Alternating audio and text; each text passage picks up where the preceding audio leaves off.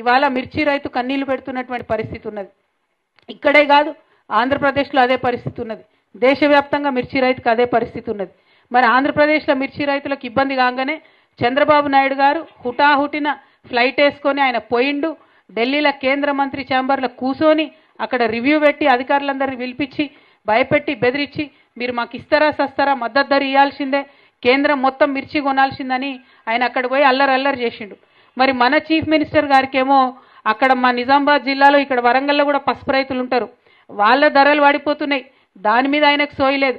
మిర్చి రైతులు ధరలు పడిపోయి భయంకరమైన పరిస్థితి ఉంది, దాని మీద ఆయనకు సోయలేదు. సొంత జిల్లా మహబూబ్ నగర్ జిల్లాలో నిన్న ప్రాజెక్టులో టనల్ కూలిపోయి 8 మంది కూలీలు ఇరుక్కొని పోతే సొంత జిల్లాకు పోయి విజిట్ చేయాలన్న సోయి కూడా ముఖ్యమంత్రికి లేదు. ఎక్కడ పోయిండయా మన సీఎం గారు అంటే ఎన్నికల ప్రచారానికి పోయిండట. ఎన్నికల ప్రచారానికి పోయి ఎమ్మెల్సీ ఎన్నికలలో ఓట్లేమని అడుగుతాడట. ఎందుకు నీ ప్రచారం, ఎవరి కోసం ప్రచారం, ఏం చేసినావని ప్రచారం చేసుకుంటున్నారు ముఖ్యమంత్రి గారు? మీరు మిర్చి రైతుల గోస చూసిండ్రా?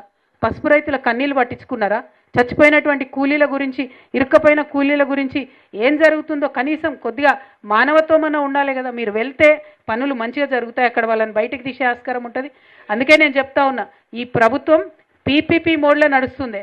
పీపీపీ మోడ్ అంటే ఏంటంటే, ఒకటి ఫస్ట్ పి ఫోబియా. ఏం ఫోబియా పట్టుకుంది రేవంత్ రెడ్డి గారికి? కేసీఆర్ ఫోబియా. మైక్ పట్టంగానే కేసీఆర్ను తిట్టాలి, అంతకుమించి ఇంకో ఆలోచన ఏం లేదు. ఆయనకి ఏం రాదు పాపం, ఏం చేయడు. మైక్ పట్టంగానే సంవత్సరంన్నరైనా కేసీఆర్ని తిట్టాలి.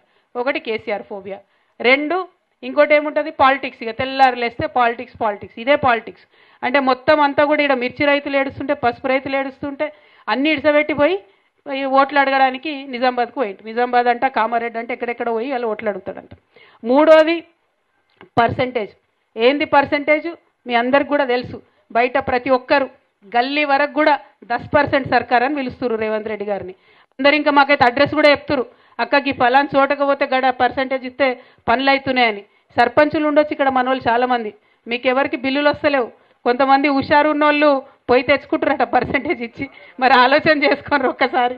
సో ఎంత భయంకరంగా ఉందంటే ఇక్కడ ఈ ప్రభుత్వం పరిస్థితి. పర్సెంటేజ్ తీసుకోవాలి, లేస్తే పొద్దుగాలు లేస్తే పాలిటిక్స్ చేయాలి, ప్రజాపాలన మాత్రం లేదు, వాళ్ళు చెప్పింది మాత్రం లేదు. అందుకే నేను అంటున్నా, ఇది పీపీపీ మోడ్లో నడుస్తుంది. ఇక ఇంకొక పీ కూడా యాడ్ చేయొచ్చు కావాలంటే. ఏం చేస్తుండే ఇక్కడ మీరు అందరూ తెలుసు, పత్రికా మిత్రులు ఉన్నారు, మా కార్యకర్తలు ఉన్నారు.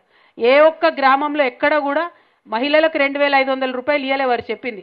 కానీ పక్క రాష్ట్రంలో అడ్వర్టైజ్మెంట్లు మాత్రం ఫ్రంట్ పేజీలో ఇగో మేము 2500 ఇచ్చేసినాం తెలంగాణ మహిళలకు అని చెప్పి మన తెలంగాణ పైసలు పెట్టి అక్కడ పిఆర్ స్టంట్లు వేస్తున్నారు.